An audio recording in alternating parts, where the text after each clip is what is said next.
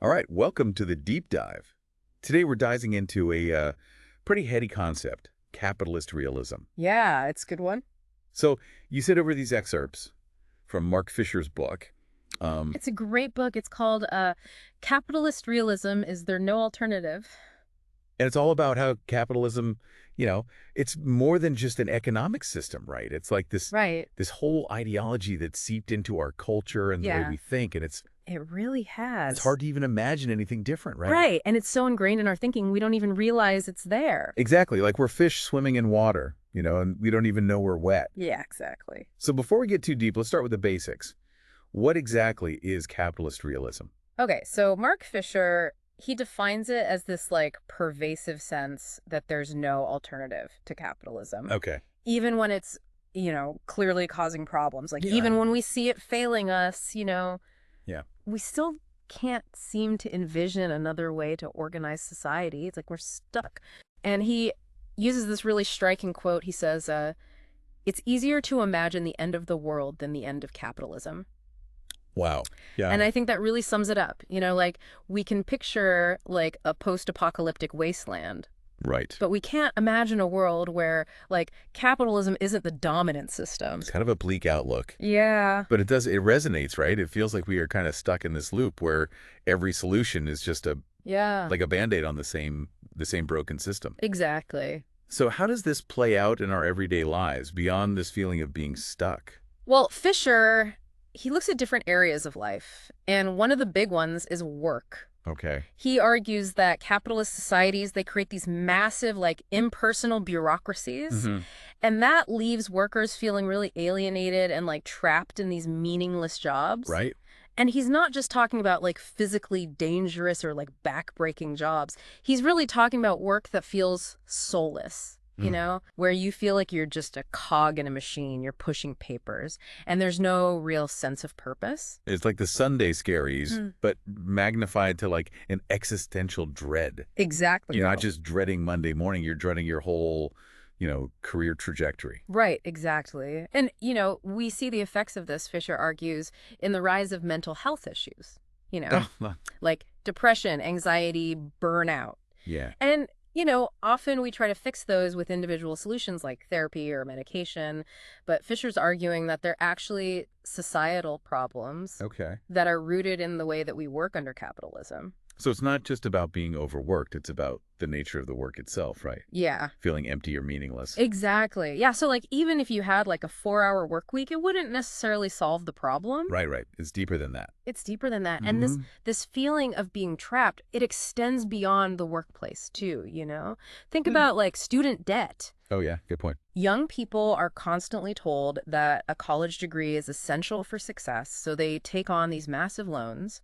and they're essentially like mortgaging their future to this system. Yeah. It's a very powerful way for capitalism to maintain its grip, even as it's like saddling people with this crushing debt. Yeah. You're buying into the system before you even fully enter it. Exactly. Okay. So we've got like the soul-crushing jobs. Mhm. We've got the debt trap.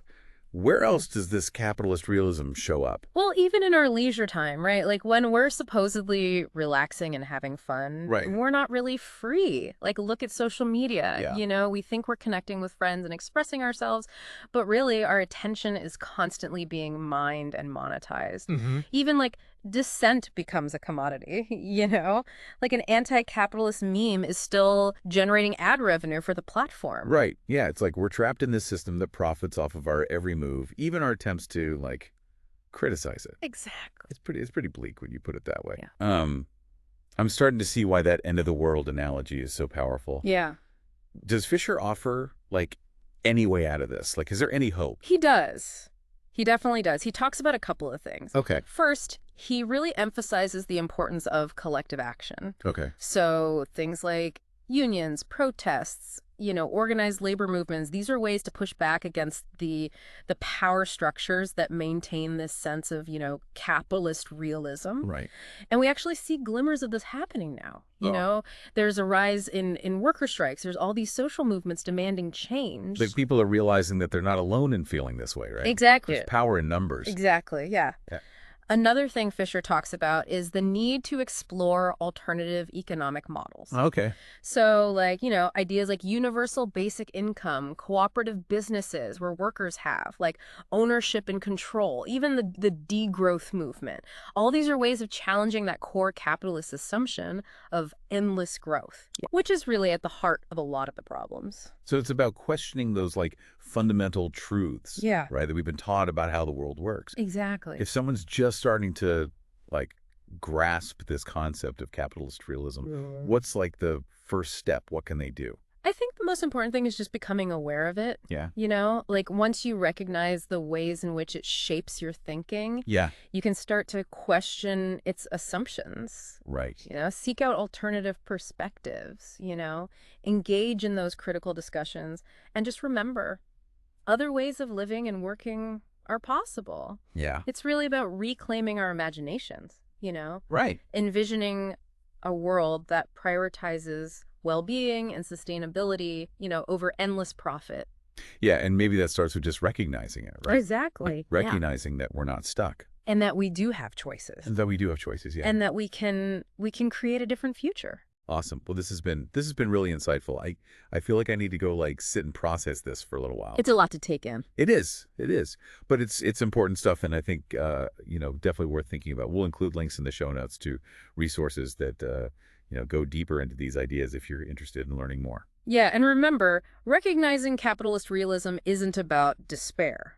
Right. It's about empowerment. Exactly. Yeah. It's about recognizing that we have the power to change things. Exactly. The first step to changing a system is realizing it doesn't have to be this way. Great point to end on. Thanks for joining us on the deep dive. Thanks for having me. And we'll see you next time. See you later.